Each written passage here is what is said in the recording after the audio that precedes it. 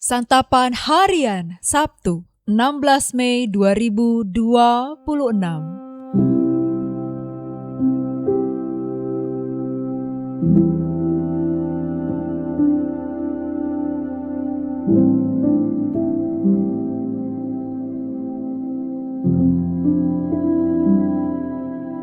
Inilah program Santapan Harian, sebuah program yang mengajak Anda menelusuri isi Alkitab, agar Anda menemukan makna firman Tuhan sesuai dengan konteksnya. Santapan Harian tertuju bagi Anda yang ingin memiliki kehidupan rohani yang segar, kuat, dan sigap. Hari ini kita akan membaca 1 Korintus pasal yang pertama, ayat pertama hingga ayatnya yang ketiga. Namun sebelumnya, mari kita berdoa. Kristus Yesus, kami mohon, bukalah telinga kami untuk mendengarkan suara-Mu. Di tengah banyaknya suara, biarlah kami peka hanya kepada suara-Mu. Ajarkan kami untuk taat tanpa ragu. Di dalam nama-Mu Yesus, kami berdoa. Amin.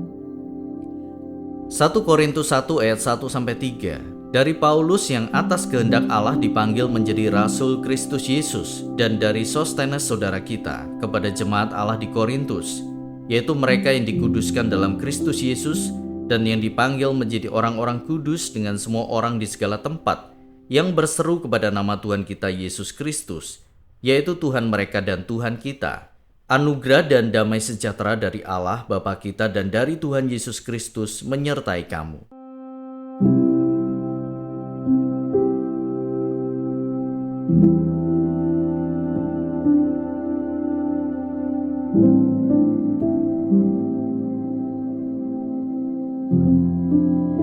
Sahabat Scripture Union Indonesia, identitas seorang penulis tidak hanya diperlukan sebagai perkenalan, tetapi juga sebagai sumber otoritas atas pesan yang disampaikan.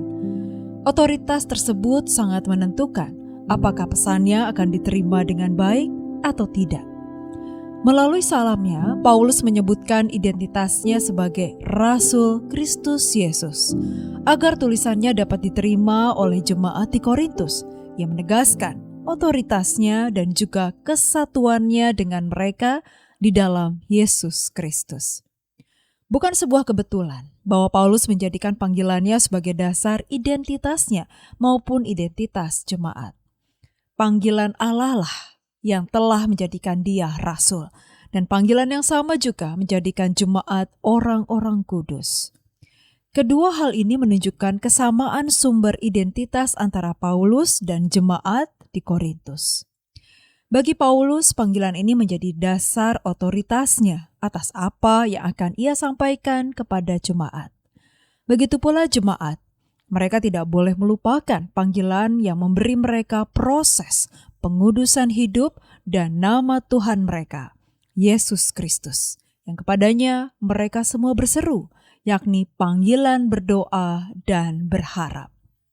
Semua ini menekankan bahwa identitas orang percaya sangat berkaitan erat dengan siapa yang memanggil mereka. Siapa yang menjadikan kita umat yang kudus? Siapa yang memberikan anugerah dan damai sejahtera kepada kita? Serta siapa yang menyertai kita? Bagi Dialah kita menjalani hidup ini dan menjaga relasi kita dengan sesama umat.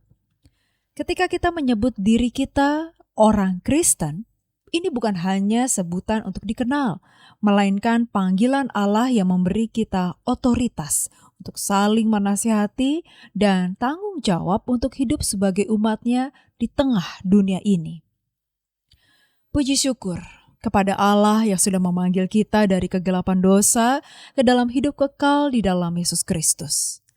Mari kita hidupi panggilan Allah dengan menjaga hidup yang kudus, baik sebagai pribadi maupun sebagai satu kesatuan tubuh Kristus. Kiranya Allah terus menguduskan kita dan memampukan kita melakukan kehendak-Nya. Mari kita berdoa. Kami bersyukur karena Engkau ya Allah telah memanggil kami keluar dari kegelapan dosa ke dalam terang kehidupan kekal di dalam Putramu, Yesus Kristus. Mampukan kami untuk menghargai panggilan-Mu dengan hidup yang kudus, setia dan berkenan di hadapan-Mu. Mampukan kami berjalan dalam terang-Mu setiap hari. Di dalam nama Yesus Kristus kami berdoa. Amin.